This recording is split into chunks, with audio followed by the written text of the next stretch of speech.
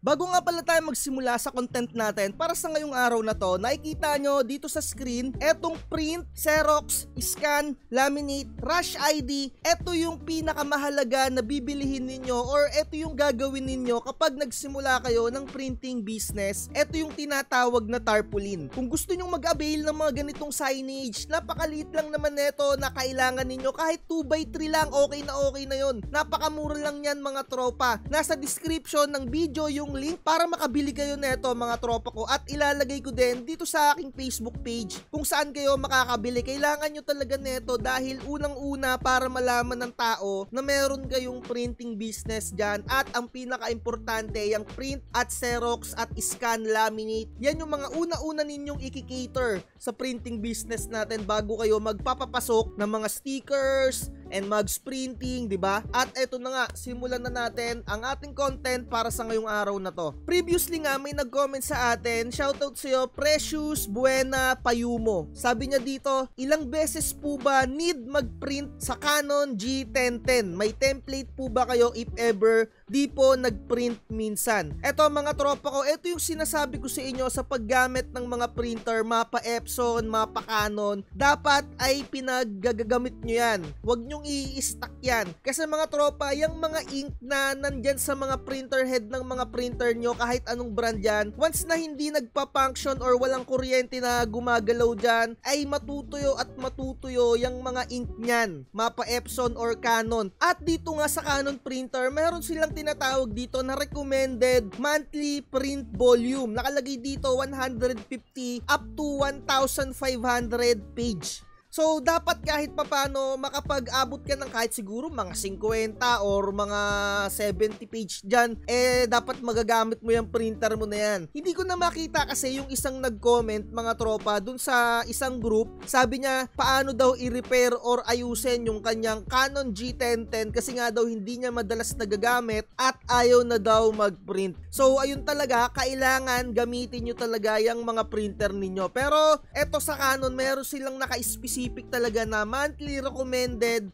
print volume, di ba? Hanapin nyo na lang or siguro makikita ninyo kapag nag-scroll kayo sa mga group. Minsan, yung mga Canon G1010, may mga nagpapatulong dahil nga na-stock or hindi nila ginagamit. Sa mga Epson printers naman, I highly suggest na sa isang linggo kahit papano makapag-print ka ng isa or dalawa na prints. At lalong-lalo na kung nakapag-pigment ink ka. Sa dye ink, medyo kahit isang buwan mong hindi gamitin yung printer mo, kahit isang beses sa isang buwan or dalawang beses sa isang buwan ka lang hindi makapag-print isang head clean, okay na yan, basta original ink. Pero kung pigment ink, at least isang linggo makapag-print ka ng isa o dalawa, diba? At mga tropa ko, eto nga yung website ni Epson. Wala kayong makikita dito na recommended print monthly. Kung ikukumpara mo dito sa Canon G1010, medyo maselan etong Canon G1010. Dito sa channel nga natin, sinasabi ko lahat ng mga possible na may experience nyo. So eto nga sa Canon, kung hindi mo marireach etong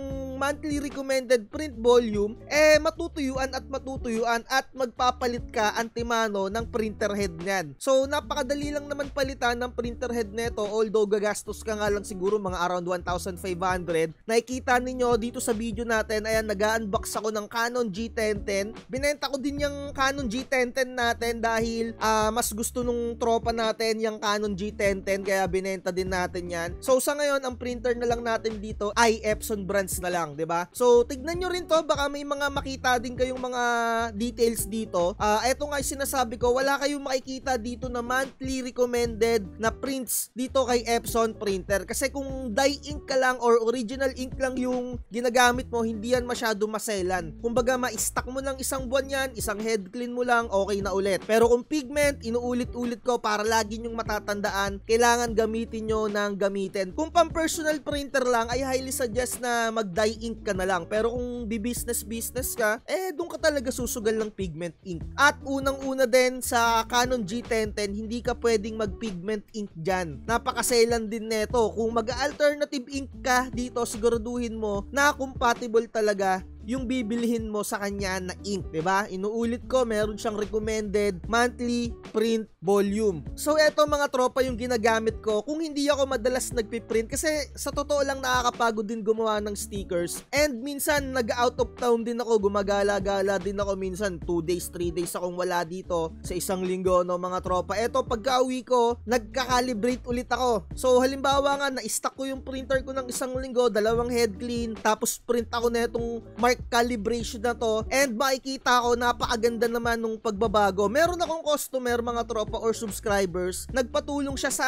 akin mga tropa. Talagang alam mo yon, nakita ko yung unang-una niyang print neto, talagang kulang-kulang yung kanyang output. Ayan, makikita nyo sa screen. And mga ilang print lang niyan neto, nag-head clean ganyan, and gumamit din siya ng cleaning solution. Hindi niya binaklas yung printer head niya. Epson printer tong tinutukoy ko mga tropa, no? Parang napakatagal din niyang hindi ginamit kasi naka-pigment ink yon. So kung eto nga mga naka-Canon printer kayo, at least siguro makapag-print kayo na ito ng makapag-print kahit na wala kayong halimbawa mga customer. Kagaya nung nakalagay doon sa website nila, meron silang monthly recommended. Pero at least kahit pa paano, kasi yung 100, napakadami naman na siguro yun At least kahit pa paano sa isang linggo siguro nakakapag-print ka at least ng mga 3, 'di ba? Para lang alam mo yung gumalaw lang yung mga ink doon, 'di ba? Kasi na-experience ko din diyan sa Canon G1010 or sa mga Canon na brands, yung kanyang hose, nagkakaroon niya ng mga bubbles kapag hindi mo din siya ginagamit. And wag na wag niyong uubusan ng ink yan. Yung tipong tsaka mo lang siya i-refill, yung nakikita mo na konti na yung laman, 'di ba? Wag na wag niyo sasanayin yung gano'n, no? Yung nakikita niyo na papaunti na, lagyan niyo na agad, wag niyo nang antayin pa yung konting-konti na, kasi yan yung nakakapag-cause kung bakit nagkakaroon ng bubbles yung inyong mga hose diyan sa inyong Canon printers. And sa mga Epson printers nangyayari din yan, yung nagkakaroon ng bubbles yung kanilang mga hose. Kagaya nga na sinabi ko, etong mark calibration na to, i-upload ko na lang to dun sa ating cloud server. Sa mga nag-avail ng one-time payment natin, makikita ninyo to doon, ilalagay ko na lang to doon sa ating cloud server nga. Eto yan, no? So once na ma-print natin to, kung nakikita ninyo na merong patlang-patlang or halimbawa butas-butas yung bawat linya, kagaya netong circle na to, ibig sabihin nun,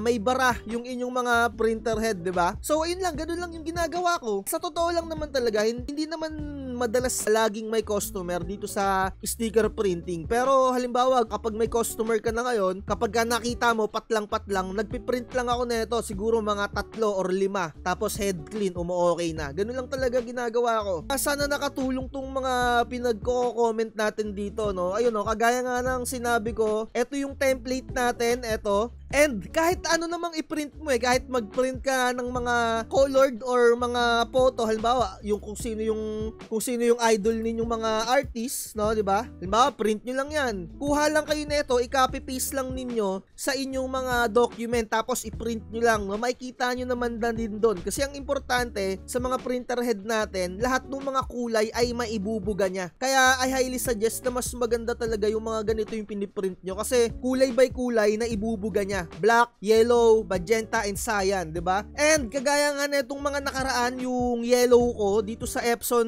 805, nagka-bara-bara siya. Ganito yung ginagawa ko. Ayan, no, kumukuha ako ng yellow na kulay, solid yellow, tapos ito yung piniprint ko, 'di ba? Or halimbawa, gumawa lang kayo dito ng box, insert box lang kayo dito, hanapin nyo lang dito yung shape, ayan, no, magganyan lang kayo, tapos palitan nyo lang to ng kulay, halimbawa orange, di ba? Or kung ano yung barado sa inyo, halimbawa mga ganyan, black, or halimbawa kagaya nung sa akin, dilaw, ayan, no, dilaw yung ilagay nyo dito, di ba? Ganyan lang yung ginagawa ko talaga. Or blue, or cyan, di ba? Ayan, mga hanapin nyo lang dito. Napakadali lang din naman. Pero kung hindi kayo sure dito sa mga color, maghanap na lang kayo dito sa Google. Type nyo lang dito, magenta, solid color.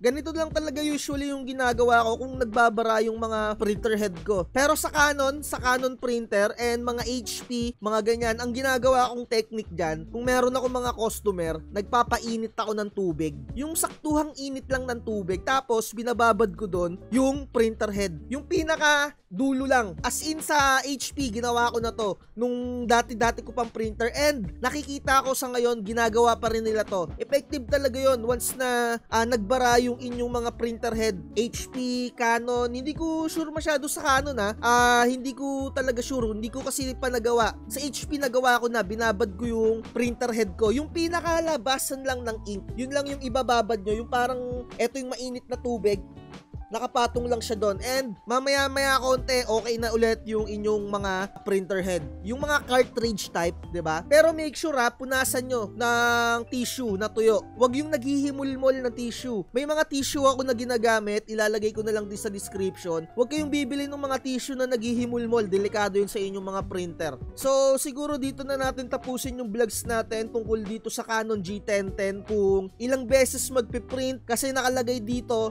150 to 1,500 page isang buwan. So at least kahit pa paano siguro makapag 20 or 50 print ka, 'di ba? Wag mong i-stack, mamomroblema ka diyan. Magpapalit ka ng printer head. Hindi naman totally masisira talaga yung printer mo eh. Yung printer head lang yung papalitan mo. Yung kanyang pinaka nagpiprint, kung saan lumalabas yung ink, yun lang yung papalitan mo once na ma-stack mo yan. Once na napalitan mo na yun, good working condition na ulit yan. Yun nga lang, mapapagastos ka talaga. And kung gusto nyo mga pangratratan na print or maramihan na print, hindi ko may sasuggest etong mga Canon G1010 kasi feeling ko bibigay ito. Bibigay talaga to. Hindi ko alam hindi ako sure doon kasi nakalagay nga dito recommended monthly print volume lang niya hanggang 1,500 lang yung max. Sa mga nakakapanood nito na merong Canon G1010, kung nakakailang kayong print sa isang buwan, kung nakaka 3,000 kayo, i-comment down nyo lang dyan kung okay na okay pa yung printer ninyo. Pero kung mga heavy duty, I highly suggest na Epson printers yung mga gamitin ninyo. Kahit mga 3210 or kung may budget kayo, yung mga workforce printer. Kung medyo magulo yung sinabi ko sa content natin ngayon, pagpasensyahan nyo na, sana may mga nakuha nga kayong details doon. So ayun na lang, lahat ng mga mark calibration ko dito, etong mga template na to, nakalagay lang to sa cloud server natin. At sa mga gusto mag-avail ng cloud server natin, message nyo lang ako sa ating Facebook page para makapag-avail din kayo. Dito na natin tapusin to. Like, share, and subscribe. At inuulit ko, huwag magpapauto. Bye! Huwag kang magpapauto, mag-isip ka sa pilian. Sa laro ng buhay, dama ang tampulan.